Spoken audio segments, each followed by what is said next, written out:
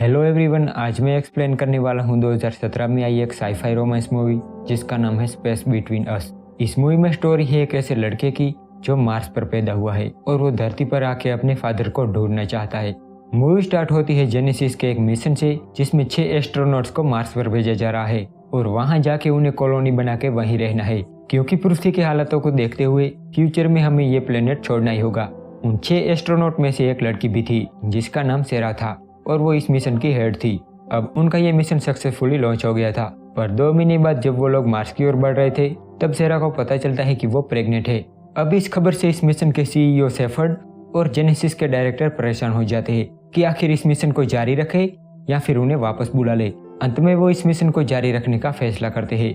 7 महीने बाद वो लोग मार्स पर पहुंच जाते हैं और अब सेरा की डिलीवरी का टाइम आता है, तो जो 5 एस्ट्रोनॉट थे वो उसकी डिलीवरी करवाते हैं और वो एक बच्चे को जन्म देती है। लेकिन अब क्योंकि वो अपनी प्रेगनेंसी के दौरान 0 ग्रेविटी में रही थी तो इसके साइड इफेक्ट्स भी होते हैं। उस बच्चे को जन्म देने के तुरंत बाद ही उसकी मौत हो जाती है और ये सब शेफर्ड ऑनलाइन देख रहा था। सेरा की मौत से वो बहुत अपसेट था। अब वो लोग उस बच्चे की रिपोर्ट देखते हैं जिसमें उन्हें पता चलता है कि 0 ग्रेविटी में पलने के कारण उस बच्चे की हड्डियां बहुत ही कमजोर है और उसका दिल आम इंसान से अलग है। तो पृथ्वी का माहौल उसके लिए ठीक नहीं है, क्योंकि अगर उसे पृथ्वी पर ले आया गया तो वो इस माहौल में सर्वाइव ही नहीं कर पाएगा। शेफर्ड कहता है कि उस बच्चे को मार्स पर ही रखना होगा और इस पूरी न्यूज को दुनिया से छिपाना होगा ताकि उन्हें फंडिंग मिलती रहे और उनका प्रोजेक्ट चलता रहे। इन सभी लोगों में से शेफर्ड को उस बच्चे की बहुत फिक्र रहती थी। यहाँ हम देखते हैं कि वो बच्चा अब 16 साल का हो गया है। वो बहुत ही इंटेलिजेंट था क्योंकि वो एक कॉलोनी में रहा है और एस्ट्रोनॉट्स के साथ बड़ा हुआ है। उसका नाम गार्डनर था और उसे अपनी मॉम के बारे में कुछ ज्यादा पता नहीं था। वो अपने डैड के बारे में कुछ नहीं जानता था, इसीलिए उसके पास कई ऐसे सवाल थे जिसका उसे जवाब चाहिए था और वो हमेशा इन सवालों के जवाब ढूंढता रहता था। उन एस्ट्रोनॉट में से केंड्रा नाम की एक एस्ट्रोनॉट थी। गार्डनर को बचपन से उसी ने पाला था। एक दिन वो उस मिशन के बारे में इंफॉर्मेशन सर्च करता है जिसमें उसकी मॉम और बाकी के एस्ट्रोनॉट मार्स पर आए थे और उसे एक लॉकर में उसकी मॉम का कोई सामान मिलता है जिसमें एक अंगूठी थी जिसे वो पहन लेता है और एक पेन ड्राइव थी जिसे कंप्यूटर से कनेक्ट करने के बाद उसे एक वीडियो मिलती है जिसमें उसकी मॉम एक आदमी के साथ बीच पर काफी एंजॉय कर रही थी। तो वो गेस कर लेता है कि यही उसके फादर है। वो उस वीडियो का स्क्रीनशॉट लेके उसका एक फोटो प्रिंट कर लेता है। गार्डनर इसके अलावा टुल्सा नाम की एक लड़की के साथ हमेशा चैट करता रहता था। टुल्सा का अपना इस दुनिया में कोई नहीं था, इसीलिए वो फॉस्टर केयर में रहती थी जहाँ उसे एक टाइम के बाद नई फैमिली के साथ रहना पड़ता था। इसीलिए वो अपनी लाइफ को हमेशा खुल के जीती थी। गार्डनर कहता है कि मैं भी अपनी लाइफ को खुल के जीना चाहता हूँ पर मैं ऐसा नहीं कर सकता। वो कहता है कि मैं पेंट हाउस में रहता हूँ जो कि पार्क एवेन्यू पे है, पर वो उसका यकीन नहीं करती। इन सब के बीच गार्डनर उसे ये नहीं बताता कि वो मार्स से है। उसे लगता है कि वो पृथ्वी का ही लड़का है। एक दिन गार्डनर रोबो लेके अपनी मॉम की कब्र की ओर निकल पड़ता है और अपनी मॉम की कब्र पे आता है जहाँ वो बहुत अपसेट हो जाता है और रोवर को सर्कल में घुमाने लगता है। वो गुस्से में उसकी स्पीड और बढ़ाता है जिस वजह से रोवर पलट जाता है और उसकी ऑक्सीजन की पाइप सिलेंडर से निकल जाती है जिससे उसका दम घुटने लगता है। उसी टाइम केंड्रा वहां आ जाती है और उसकी जान बचाती है। कॉलोनी में वापस आने के बाद केंड्रा गार्डनर को डांटती है कि तुमने आखिर प्रोटोकॉल को कैसे तोड़ा, कैसे तुमने मैग्नेटिक लॉक को खोला। तब गार्डनर उसे कहता है कि ये मेरे लिए कोई नई बात नहीं है। अब इस इंसिडेंट के बाद केंड्रा शेफर्ड से बात करती है कि अब हमें गार्डनर को पृथ्वी पर ले आना चाहिए क्योंकि वो आना चाहता है। यहाँ उसका दम घुट रहा है। शेफर्ड भी यही चाहता था कि वो पृथ्वी पर आए, पर यह बहुत कॉम्प्लिकेटेड था क्योंकि धरती का माहौल उसके लिए नहीं बना था और अगर वो आना चाहता है तो उसे उसके लिए ट्रेनिंग लेनी होगी, उसकी सर्जरी भी होगी। और फाइनली वो लोग डिसाइड करते हैं कि उसे ट्रेनिंग देके उसकी सर्जरी करके उसे पृथ्वी पर ले आया जाए। अब उसके बाद उसकी सर्जरी होती है, उसे ट्रेनिंग दी जाती है और अब गार्डनर पृथ्वी पर जाने के लिए रेडी था। वो अपने साथ कुछ सामान लेके केंड्रा के साथ अर्थ के लिए निकल जाता है। रास्ते में गार्डनर केंड्रा से अपने डैड के बारे में पूछता है, पर केंड्रा कहती है कि मैं उनके बारे में कुछ नहीं जानती। जब उनका यान अर्थ के ऑर्बिट में पहुंचता है तो वो पहली बार अंतरिक्ष से अर्थ को देखता है। वो आसमान में हो रही बिजली को देखता है, गहरे समंदर देखता है और अरोरास देखता है और ये सब वो पहली बार देख रहा था, तो वो बहुत हैरान था। अब जब गार्डनर अर्थ पर पहुंचता है तो यहाँ उसे मास्क पहनाया जाता है क्योंकि इंसानों के लिए वो एक एलियंस था और उसे सनग्लासेस पहनाए जाते हैं। मार्स पर पृथ्वी के मुकाबले कम रोशनी पड़ती है और यहाँ पृथ्वी पर उसे आंखें खोलने में दिक्कत हो रही थी। उसके बाद उसे क्वारंटाइन कर दिया जाता है। जब उसकी रिपोर्ट आती है तो उसमें पता चलता है कि गार्डनर इस पृथ्वी पर रह नहीं सकता, इसीलिए उसे वापस भेजना होगा। पर इसका पता गार्डनर को चल जाता है और वो वहां से भाग जाता है। और वहाँ से भागने के बाद वो बहुत खुश था। इतनी आज़ादी उसे पहले कभी नहीं मिली थी। मार्स पर एक ही सेंटर में रहना और बाहर भी स्पेस सूट के साथ इस दुनिया को देख के वो बहुत खुश था। इसके बाद वो टुल्सा से मिलने जाता है। इधर सेफर और केंड्रा को पता था कि गार्डनर हमेशा टुल्सा से बातें करता रहता था, तो वो उसी से मिलने जाएगा। गार्डनर कॉलेज पहुंचता है, जहां वो इतने सारे बच्चों को देख के बहुत खुश हो जाता है।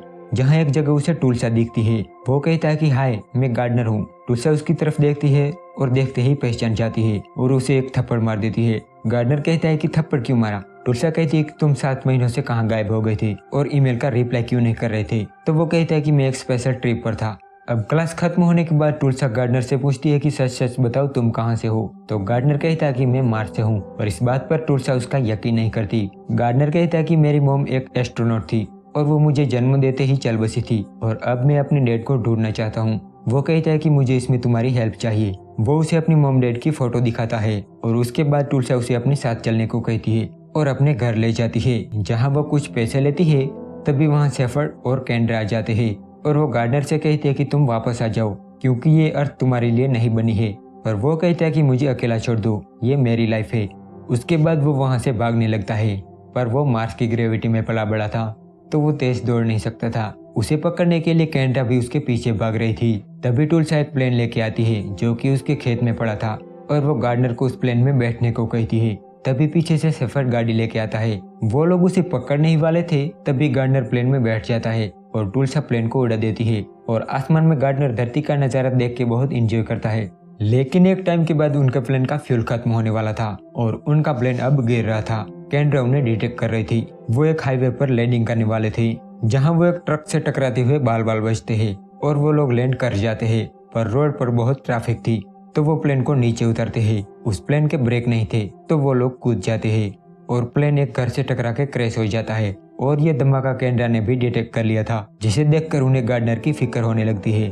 पर जब वो लोग वहां पहुंचते हैं तो उन्हें पता चलता है कि वो जिंदा है, क्योंकि उनकी डेड बॉडी उन्हें नहीं मिली थी। आगे जाके वो लोग एक कार रेंट पर लेते हैं और एक होटल पर रुकते हैं, जहां टुल्सा किसी के टैबलेट पर गार्डनर की मॉम की उस रिंग के बारे में इंटरनेट पे सर्च करती है और उसे पता चलता है कि वो एक वेंडिंग रिंग है। उस रिंग को बनाने वाले का नाम और पता भी उन्हें मिल जाता है। तो अब वो लोग उस जगह पे जा रहे थे। इस तरफ सेफर्ड और केंड्रा भी उन्हें ढूंढ रहे थे। तब सेफर्ड कहता है कि मैं अब थक चुका हूँ उसके पीछे भागते भागते। वो केंड्रा पे गुस्सा हो जाता है और कहता है कि तुम्हें बस एक लड़के का ख्याल रखना था, वो भी तुम नहीं कर सकी। तभी केंड्रा को डॉक्टर का कॉल आता है कि गार्डनर की खून की जांच की गई है, जिसे पता चला है कि वो पृथ्वी पर ज्यादा टाइम नहीं रह पाएगा। इधर हम देखते हैं कि गार्डनर और टुल्सा नए कपड़े खरीदते हैं। वो टेंट खरीदते हैं और गाड़ी लेकर निकल पड़ते हैं, जहां गार्डनर बहुत ही खुश था। उसके लिए धरती की हर जगह नई थी, उसने ऐसा पहले कभी नहीं देखा था। रात को वो लोग एक जगह कैंप लगाते हैं, जहां वो लोग एक दूसरे के करीब आते हैं। सुबह उस कैनियन में उन्हें एक औरत मिलती है, जो उन्हें उस आदमी के पास ले जाती है जिसने गार्डनर की मॉम की रिंग बनाई थी, और वो आदमी उन्हें एक एड्रेस देता है। उसी दौरान गार्डनर को नाक से खून आने लगता है, पर वो इसके बारे में किसी को नहीं बताता और वो लोग उस एड्रेस पर निकल पड़ते हैं। लेकिन रास्ते में गार्डनर की हालत खराब हो जाती है, उसे नाक से खून बहने लगता है और वो बेहोश हो जाता है। तो टुल्सा उसे हॉस्पिटल ले जाती है, जहां जब डॉक्टर गार्डनर की बॉडी को स्कैन करते हैं तब उन्हें पता चलता है कि उसकी बोन्स बहुत ही कमजोर है, साथ ही उसका हार्ट और दिमाग भी अलग है। तब टेसा को पता चलता है कि ये सच में मार्स से आया है, तभी वो पृथ्वी के माहौल में रह नहीं सकता, तो वो उसके पास जाती है। तब गार्डनर कहता है कि हमें यहाँ से जाना होगा, पर टुल्सा कहती है कि अभी नहीं, तुम्हारी तबीयत खराब है। पर वो उसकी बात नहीं मानता और वो लोग वहाँ से चले जाते हैं। उसके ठीक बाद वहाँ केंड्रा और सेफर्ड आते हैं। उसके बाद वो लोग उस एड्रेस पर पहुँचते हैं, जहाँ उन्हें घर में वही आदमी बैठा दिखाई देता है जो फोटो में था। गार्डनर उसे फोटो दिखाता है और कहता है कि सेरा एलियट मेरी मॉम थी और मुझे जन्म देते ही उनकी मौत हो गई थी। वो कहता है कि सेरा की मौत प्रेशर शूट फेल होने से हुई थी। दरअसल गवर्नमेंट ने इस बात को गुप्त रखा था कि सेरा की मौत एक डिलीवरी में हुई थी। गार्डनर कहता है कि ये बात सच नहीं है, तुम मेरे फादर हो। ये सुन के वो आदमी कहता है कि ये तुम क्या कह रहे हो, मैं अभी पुलिस को फोन करता हूँ। तब टुल्सा उसे रोकती है और कहती है कि ये इस प्लेनेट पर किसी को नहीं जानता और यहाँ पर इतनी दूर ये सिर्फ तुमसे मिलने आया है और ये मर रहा है। तब वो आदमी कहता है कि मैं नहीं जानता कि तुम कौन हो। टुल्सा कहती है कि फिर तुम उस फोटो में क्यों हो। तब वो आदमी कहता है कि सेरा मेरी बहन थी। तब टुल्सा भी हैरान हो जाती है। जब वो देखती है तो गार्डनर वहाँ नहीं था, वो बीच पर पहुंच चुका था। टुल्सा भाग के उसके पास जाती है और कहती है कि ये तुम्हारे फादर नहीं है, ये तुम्हारे अंकल है। तब गार्डनर कहता है कि क्या फर्क पड़ता है, मैं इस जगह अपनी मम को फील कर सकता हूँ। वो कहता है कि मेरा मार्स पर पैदा होना मेरा हाथ में नहीं था, पर मुझे कहाँ मरना है ये मेरे हाथ में है। ये कह के वो पानी में गिर जाता है। तभी वहाँ शेफर्ड और कैंड्रा आ जाते हैं और उसे पानी से बाहर निकालते हैं। गार्डनर की यह हालत देखकर शेफर्ड बहुत हर्ट होने लगता है। तब गार्डनर शेफर्ड से पूछता है कि मेरी मम कैसी थी। तब शेफर्ड कहता है कि वो फियरलेस और बहुत काइंड थी। तब गार्डनर समझ जाता है कि यही मेरे फादर है। वो उन्हें पूछता है कि तुम ही मेरे डैड हो ना। तब शेफर्ड कहता है कि हाँ, लेकिन अब उसे जल्द से जल्द जीरो ग्रेविटी में पहुंचाना था, उसके पास बहुत कम वक्त था।